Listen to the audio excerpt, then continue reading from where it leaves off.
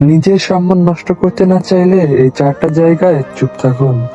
এক, যখন কোনো মূর্খ মানুষ বিনা কারণে তর্ক শুরু করে, ওখানে কথা না বাড়িয়ে চুপ থাকো।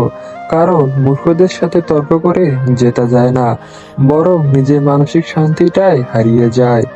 দুই, যখন কেউ তোমার অনুভূতি বোঝে না, তোমার কষ্ট মন খারাপের কারণ বোঝার চেষ্টা করে না, সেখানে তার উপর ক্ষিপ্ত না হয়ে চুপ করে সেখান থেকে চলে আসো।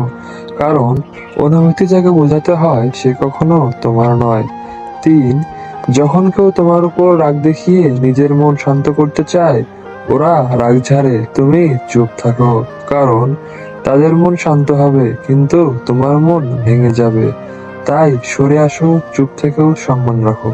চার, নিজের পারিবারিক ঝগড়ার কথা কাউকে বলো না।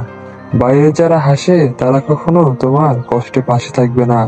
বাইরের লোকের কাছে পরিবারের মন খারাপের কোনো কারণ হলো না, কারণ মন গেলে সেটা আর ফেরে না।